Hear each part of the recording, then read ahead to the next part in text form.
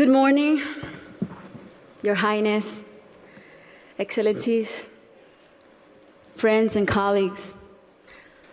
I would like to thank you for the opportunity to be here today. It's also an honor to join forces with Educated Child, an organization led by a woman who is an amazing role model, a woman who has shown such relentless dedication to getting every child in school. This is such an exciting day for us because it marks the beginning of a new era in my home country, Colombia. Most of you may know me as an artist, as an entertainer, and that's indeed my calling and what I've been doing since I was 13 years old. But I never would have imagined when I started out that my work as an artist would end up being the vehicle for me to serve my greater purpose in life of working towards eradicating poverty through the power of education. As a Colombian citizen, inequality is a concept that sadly one becomes very familiar with at a very young age. It's a country like many others in Latin America where a few have a lot have almost nothing, and where if you're born poor, you will almost certainly die poor, and where people don't access equal opportunities. And because of that, generation after generation after generation live trapped in the same vicious cycle fed by prejudice and inaction. Growing up in my country when I was around 8 years old, I remember I saw kids my age who, instead of being in school, were already working in the streets, were barefoot in the park, kids like me, whose reality was completely different than mine, only because of the circumstances into which they were born. It was really hard for me to accept that something so unjust didn't have a solution. There had to be something that could be done. So I often asked myself why the adults around me were so resigned to the fact that these kids, who were just like me, or even their own children, were living in a parallel reality so different and so cruel. As Kofi Annan put it, poverty is intolerable in a world of plenty. So as soon as I had some success, the first thing I wanted to do was to invest as many resources as I could into what later would become the most meaningful project of my life, working for children.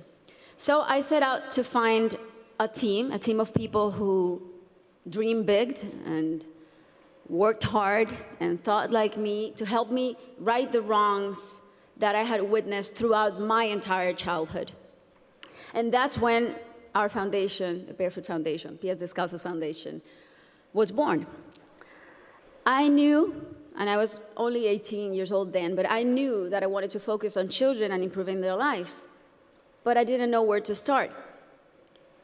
So I really felt that I needed to learn what the roots of inequality and low social mobility were. So I decided to study the reasons why children were working in the streets, or why some children were being recruited by the violent organizations like the paramilitary or the guerrillas. Why were so many children suffering from chronic malnutrition? And I realized that most of the issues that children face in my country had and have a common denominator: the lack of access to quality education.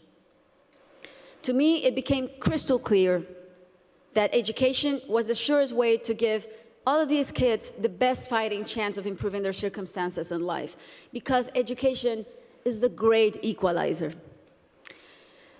When I started building schools in Colombia, we chose the most remote areas where there was literally nothing, no infrastructure, no paved roads, no electricity, no potable water. And we decided to build in those places, but not only build schools, but state-of-the-art schools. Schools with comprehensive models that included ECD programs, school feeding programs, parent and teacher training.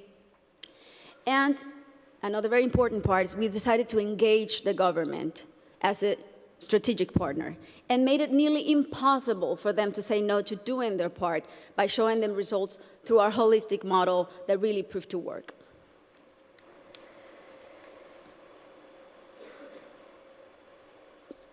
We noticed that as soon as a school is built in those places, everything is transformed. The improvements to the infrastructure were jaw-dropping. Electricity, potable water were made available, made accessible. Roads were paved. Malnutrition plummeted. But the best part of all is the academic results. The kids really responded academically. And now those kids who could have been recruited by the guerrillas or paramilitaries, or that could have had a completely different outcomes for their lives, they're now on their way to the university and thriving in their communities. Some of them are athletes, some of them are professionals.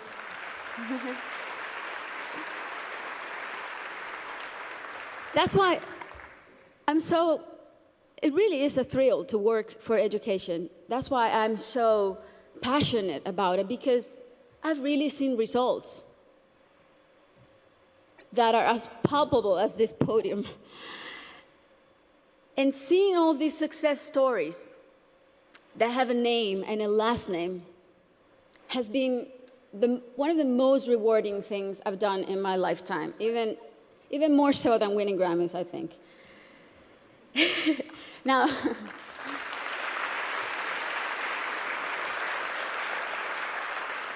now that said, our work is far from being done. Many developing countries are still rife with inequality and internal conflict, and there are a lot of kids who still need to be reached.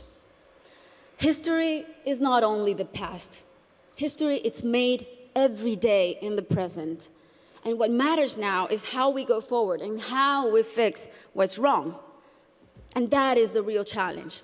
This is the goal of the SDGs and what people like Her Highness and myself and so many more of you who are adamant about achieving are here for. Facts don't lie, and numbers show what an incredible return on investment a quality education provides. For instance, if all students in low-income countries left primary school with basic reading skills, 171 million people could be lifted out of poverty. Systemic change often begins from the bottom up rather than the top down. The government must take responsibility, and we should all put as much pressure as we possibly can, but the rest of all, the civil society, should also do their part. What we have discovered, both at Pies Descalzos and Educated Child, is that many times only one single barrier to entry, such as no access to transportation or basic needs like a functioning bathroom, can prevent a kid from attending school or even put them at risk of dropping out. Sometimes all it takes to change a child's life is the security of a hot meal in school or the ease of being able to hop on a bus that will leave you safely at your classroom's door. It's as simple as that. And these are simple interventions, and they don't cost a lot.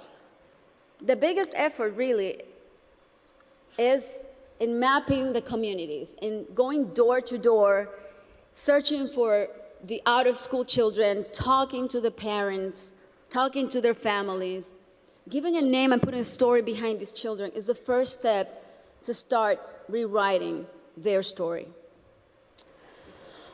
Over the next 3 years, we pledge to get 54,000 kids who are out of school or at risk of dropout into the educational system. Ultimately, more than 295,000 people will benefit from this project, including children, teachers, families, and community members. New schools and classrooms will be built. School kits and uniforms will be distributed. Children will be enrolled in school, feeding and transportation programs. Teachers will be trained in strategies and in how to identify those students who are at risk so they can receive psychosocial support. And we are extremely confident that this partnership is only the beginning and will be the model to replicate throughout my country until not a single child is out of school. This is our responsibility. Thank you. This is our responsibility to our children and our debt to fulfill for the generations to come. Thank you very much.